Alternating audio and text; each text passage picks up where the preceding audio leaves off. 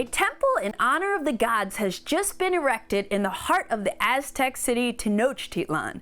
The Aztec high priest has invited you to join a competition among the best painters to determine who will have the honor of decorating the temple walls with paintings of feathered snakes to pay tribute to the gods and become the most celebrated painter in Quaddle, the card game, which was designed by Pascal Broussard and Etienne Dubois-Roy and published by Synapsis Games, who sponsored this video. Hi everyone, my name is Candace Harris from Board Game Geek. There are temple walls in need of beautiful art, so let's get down to the table to learn how to play Quaddle the card game. In Quaddle the card game, 1 to 4 players are competing to impress the Aztec high priest by painting a Quaddle that best fulfills the prophecies of the gods.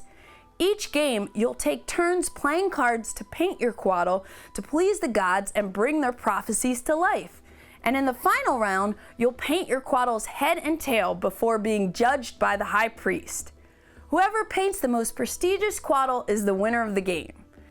I've got some colorful feathers here, but before we start painting, let's go to the setup for Quaddle the card game. To begin, each player takes a level card and places it in front of them. Then you shuffle the feather cards and deal 4 cards to each player as their starting hand. Place the rest of the feather cards in a face-down deck within easy reach of all players. Shuffle the prophecy cards and deal 1 to each player. Each player places their prophecy card face up directly above their level card in the level 0 position. Next, place 2 prophecy cards face up in the middle of the table as a supply. However, in a 2-player game, you place 3 prophecy cards in the supply. Then you place the prophecy deck face down next to the supply. Shuffle the temple cards and place 1 face up next to the prophecy supply. Then return the rest of the temple cards to the box, since they will not be used in this game. Choose a start player, perhaps the last person who used a paintbrush, and give them the golden head, tail, and 4 body segments. Finally, distribute the head and tail cards to each player. The start player takes set number 1 and sets them aside for the final round. The next player clockwise takes set number 2, and so on and so forth. Place any unused sets in the box. Now you're ready to start painting your Quaddle. Quaddle the card game is played over 5 rounds. Each round, each player takes 1 turn in clockwise order, and then in the 5th and final round, players perform a final turn and scoring phase. To keep track of the rounds, the start player is responsible for adding a body segment to the golden Quaddle before playing their feather cards each turn.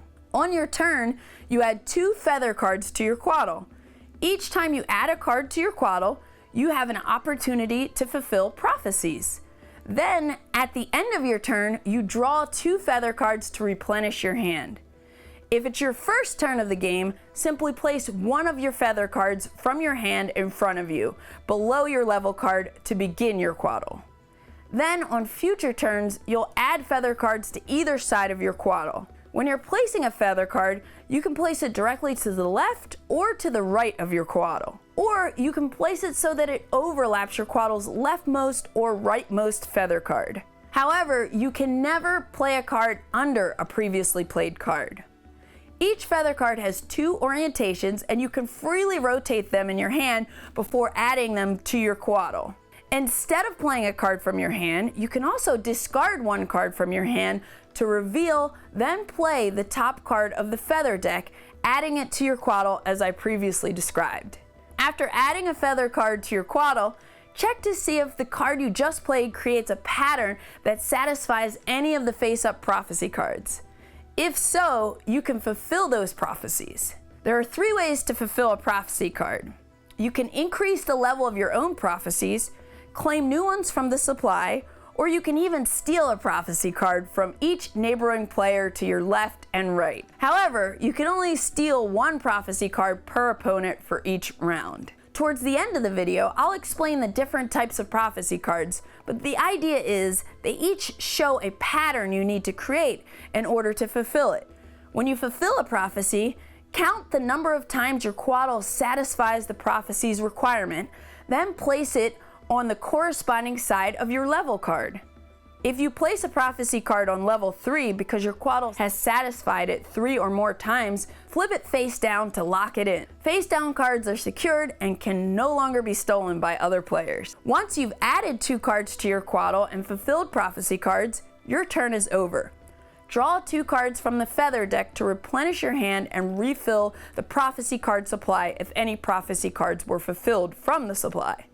Then the next player in clockwise order takes their turn. Once each player has completed their 4th turn playing a total of 8 feather cards, the start player adds the golden Quaddle's head and tail. Then everyone discards their feather cards, takes their head and tail cards that were set aside during setup, and the final round and scoring begins. On your final turn, choose 1 head to add to the left of your Quaddle, then choose 1 tail to add to the right of your Quaddle. If doing so satisfies any face-up prophecies, you can fulfill and upgrade them as usual. Then determine how many prestige points you gained from your completed Quaddle. First, you score prestige points for each of your prophecies according to their level. Then you also score 3 prestige points if you completed 1 objective on the temple card, or 7 prestige points if you completed both objectives. Each player has their own final scoring phase.